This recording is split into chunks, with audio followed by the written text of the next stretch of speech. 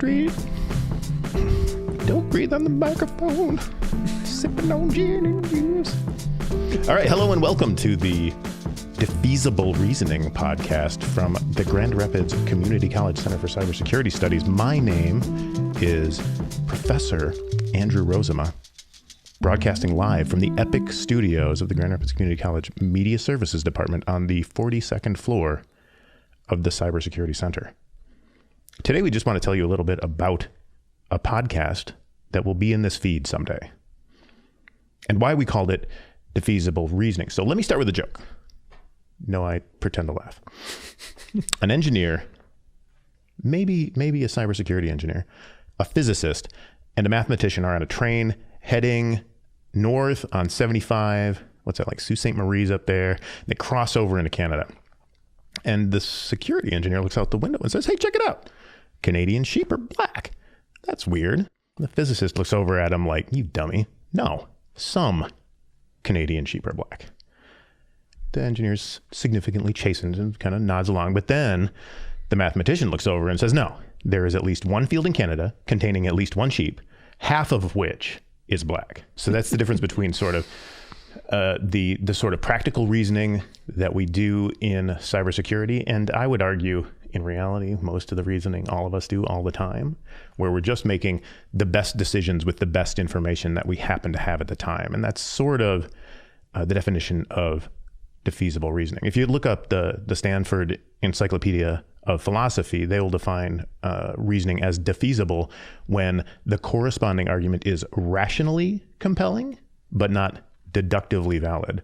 So while it is true that maybe all the Canadian sheep are black and we've only seen black ones, so that seems right, there's the possibility that that's not true. But it is similarly defeasible reasoning to say that the sun will rise tomorrow in the east and set in the west, because we've seen the sun come up from time to time. That the sun will rise. It comes up in the east, doesn't it? It does. Okay. It does come up in the east. I hope I didn't get that one backwards. But anyway, that's defeasible reasoning. But you know what? It's probably true. You know, it is defeasible reasoning to say that if I let go of this microphone, it will fall on the floor, which I intend to do at the end of every podcast. Drop it. Boom. But that's defeasible reasoning.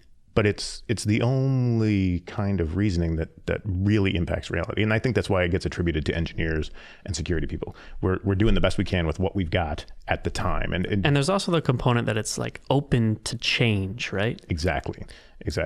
That is a much more generous definition than I had originally come up with. But yeah, it is. If there is that oft misattributed quote about when the facts on the ground change, my opinions change, sir. What do yours do? That is it baked into that like we would, if something came along and told us that the sun had gone supernova and we only had 5 minutes before the light blinks out, well, then we'd change our opinion about whether or not the sun was going to rise in the morning. What is the podcast going to have in it?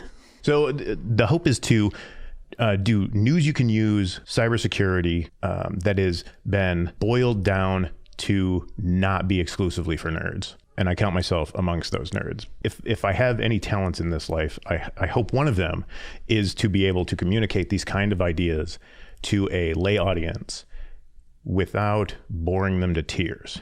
Now, it's that final part that we're not sure about, but I like to hope so.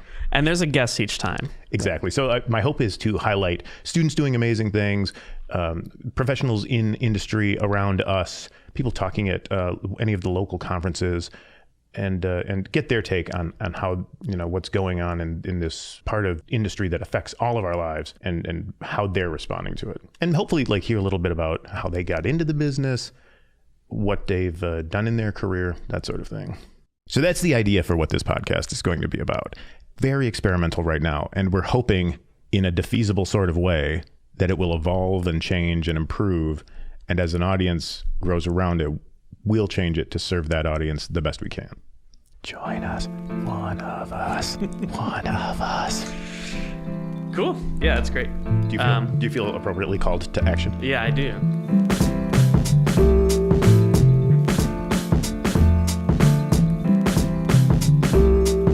Defeasible Reasoning is produced at the epic studios of Grand Rapids Community College Media Technologies Department. Epically executive produced by Noah D. Smith and hosted by me, Drew Rozema.